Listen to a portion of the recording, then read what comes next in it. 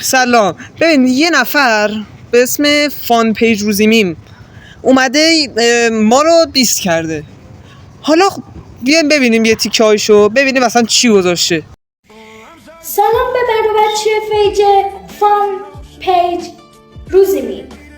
ما تو این پیج چیکار میکنیم؟ میریم پیج روزی میم. خب این ویدیوهای چرت و پرت مسخره پیش پا افتاده.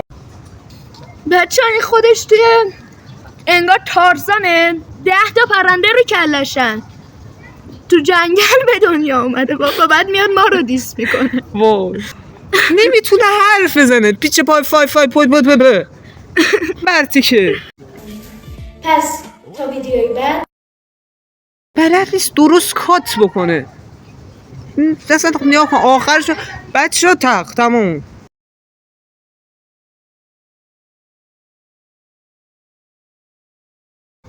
فالوورارشو نگاه کن، بازدید رو نگاه کن، بعد مال ما رو نگاه کن.